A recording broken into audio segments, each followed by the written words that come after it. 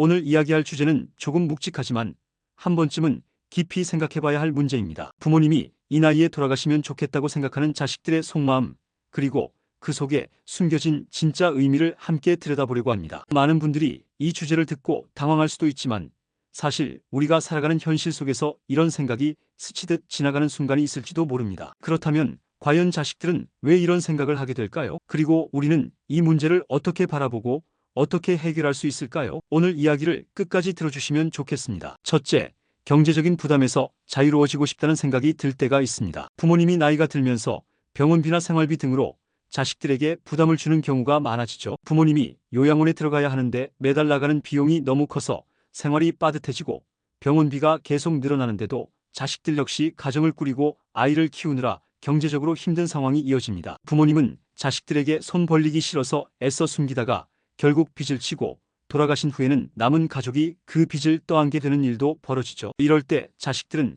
무거운 책임감과 현실적인 부담 속에서 문득 부모님이 이 정도 나이에 떠나신다면 하는 생각을 하기도 합니다. 하지만 정말 그게 최선일까요? 오히려 가족 간의 솔직한 대화를 통해 현실적인 대책을 세우는 것이 중요합니다. 부모님이 경제적인 어려움을 숨기지 않도록 정기적으로 수입과 지출을 공유하고 미리 대비책을 마련하는 것이 훨씬 더 건강한 방법이 될 수 있습니다. 둘째, 부모님이 더 이상 행복해 보이지 않을 때 자식들의 마음이 흔들립니다. 나이가 들수록 몸도 약해지고 하고 싶은 일도 줄어들면서 삶의 의미를 잃어버리는 경우가 많죠. 예전에는 활발하게 활동하셨던 부모님이 이제는 집안에서만 시간을 보내며 점점 우울감을 느끼는 모습이 보입니다. 친구들이 하나둘씩 세상을 떠나면서 깊어지는 외로움에 힘들어하시고 건강이 악화되면서 매일 고통 속에서 살아가야 하는 상황이 됩니다. 자식들은 그런 부모님의 모습을 보면서 가슴이 아프고 차라리 고통 없이 편안하게 떠나시는 것이 낫지 않을까 하는 생각을 하게 되는 겁니다. 하지만 그게 부모님의 진짜 바람일까요? 어쩌면 부모님은 여전히 우리와 함께 있고 싶고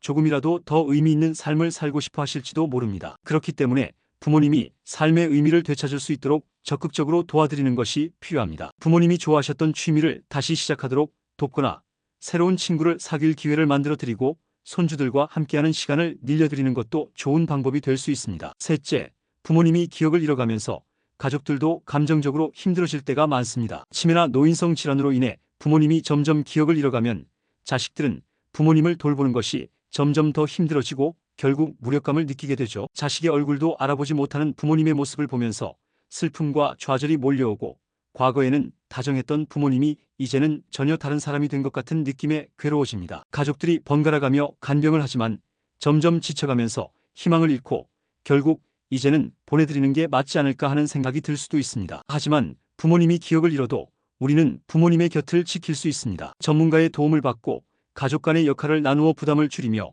부모님과 함께할 수 있는 작은 순간들을 소중히 여기는 것이 필요합니다. 때로는 부모님이 과거의 기억을 잃어버렸더라도 지금 이 순간을 함께하는 것만으로도 큰 의미가 될 수 있습니다. 넷째, 부모님의 부양 문제로 인해 형제들 간의 갈등이 깊어지면서 가족이 점점 멀어질 때도 있습니다. 부모님을 누가 모실 것인지, 경제적 부담을 누가 감당할 것인지에 대한 문제로 형제들 사이에 다툼이 끊이지 않게 되죠. 한 명의 자녀에게 모든 부담이 집중되면서 서운함과 원망이 쌓이고 결국 가족 간의 사이가 멀어지게 됩니다. 부모님의 재산을 두고 서로 다른 입장을 가지면서 상처를 주고받는 일도 벌어지고 결국 부모님마저도 힘들어지는 상황이 되기도 합니다. 이런 갈등을 피하기 위해서는 가족 간의 대화가 필수적입니다. 형제들끼리 미리 역할을 나누고 부모님의 부양 방식에 대한 합의를 이루어야 합니다. 또한 부모님께도 솔직하게 상황을 공유하면서 부담이 한쪽으로 쏠리지 않도록 조율하는 것이 중요합니다. 다섯째, 부모님이 떠난 후에 삶을 미리 준비하는 것도 필요합니다. 부모님이 살아계실 때부터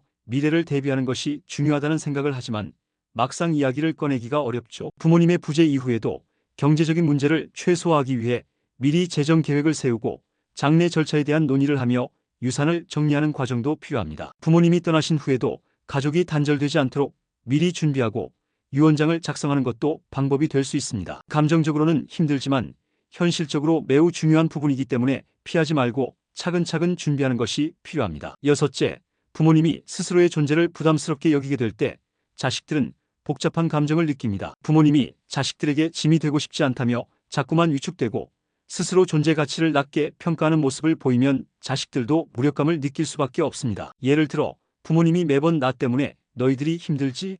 라고 말하며 자식들에게 부담을 주고 싶지 않다는 이유로 병원 진료를 미루거나 생활비를 아끼려 극단적인 선택을 하려는 경우도 있습니다. 이런 모습을 볼 때마다 자식들은 안타깝고 죄책감을 느끼게 되죠. 부모님이 더 이상 필요하지 않다고 생각하는 것이 아니라 부모님이 그런 생각을 하시지 않도록 도와드리는 것이 중요합니다. 부모님이 여전히 가족에게 소중한 존재임을 자주 표현하고 본인 스스로 가치를 찾을 수 있도록 새로운 취미를 권하거나 의미 있는 일을 찾을 기회를 만들어 드리는 것이 필요합니다. 자식들은 부모님이 여전히 삶을 즐기실 수 있도록 적극적으로 도와야 합니다. 일곱째, 부모님의 건강이 급격히 나빠지면서 의료적 결정이 필요해질 때 자식들은 큰 고민에 빠지게 됩니다. 연명 치료를 계속할지 자연스럽게 보내드릴지를 결정해야 하는 상황이 올 수도 있습니다. 부모님이 미리 의료적 결정을 내려놓으셨다면 비교적 덜 혼란스럽겠지만 그렇지 않은 경우 가족들이 큰 갈등을 겪기도 합니다. 예를 들어 부모님이 혼수 상태에 빠졌을 때 형제들 간의 치료 지속 여부를 두고 의견이 엇갈리는 경우가 있습니다. 한쪽에서는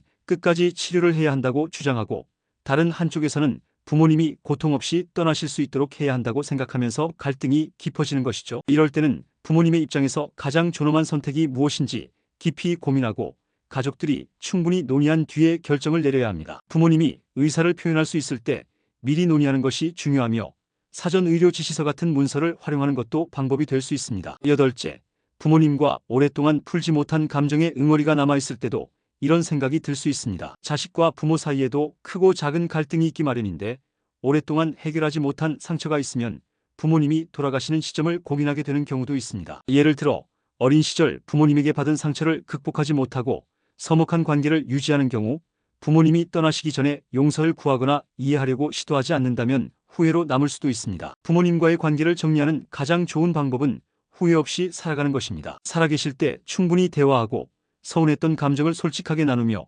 이해하고 용서하는 과정이 필요합니다. 관계가 정리되지 않은 채 부모님이 떠나시면 오히려 평생 후회로 남을 수도 있습니다. 부모님이 남아 계실 때 용서를 구하고 마음을 전하는 것이 중요합니다. 아홉째, 부모님의 의존도가 점점 높아질 때 자식들은 감당하기 어려운 부담을 느낄 수 있습니다. 건강이 악화되면서 부모님이 기본적인 생활조차 힘들어지면 자식들은 점점 지쳐가고 본인의 삶까지 무너지는 느낌을 받게 됩니다. 예를 들어 부모님이 중풍으로 거동이 어려워지면서 자식이 하루 종일 간병을 하게 되고 그로 인해 직장과 가정생활이 흔들리는 경우가 있습니다. 부모님을 모시는 것이 사랑이지만 무조건 혼자서 감당하는 것이 능사는 아닙니다. 주위의 도움을 요청하고 요양 서비스나 돌봄 지원을 받는 것도 하나의 방법이 될 수 있습니다. 가족이 함께 분담하고 외부의 도움을 활용하면 부모님을 끝까지 따뜻하게 모실 수 있습니다. 부모님이 도움을 받는 것이 죄책감이 아니라 더 나은 삶을 위한 선택임을 이해하는 것도 중요합니다. 열째, 부모님의 부재 이후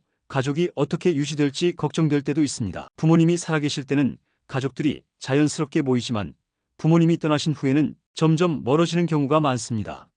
예를 들어 부모님이 계실 때는 명절마다 모이던 형제들이 부모님이 돌아가신 후에는 점점 연락이 뜸해지고 결국 명절에도 따로 시간을 보내는 경우가 많아지죠. 부모님이 돌아가신 후에도 가족이 단절되지 않도록 미리 대비하는 것이 중요합니다. 가족 간의 관계를 돈독하게 유지하고 부모님이 떠나신 후에도 지속적으로 만나며 함께 시간을 보낼 방법을 고민해야 합니다. 중요한 것은 부모님이 남긴 유산이 아니라 부모님이 남긴 사랑과 가족의 연결고리를 지키는 것입니다. 부모님이 떠난 뒤에도 형제들과의 관계를 유지하고 가족 모임을 주기적으로 계획하는 것이 좋습니다. 지금까지 부모님이 이 나이에 돌아가시면 좋겠다고 생각하는 자식들의 속마음과 그 이유들을 살펴봤습니다. 경제적인 부담, 부모님의 행복, 기억을 잃어가는 슬픔, 가족 간의 갈등, 미래 대비, 부모님의 존재 가치, 의료적 결정, 감정의 응어리, 부모님의 의존도, 그리고 가족 관계까지 다양한 이유가 있지만 결국 이 모든 것은 부모님을 사랑하는 마음에서 비롯된 고민이었습니다. 중요한 것은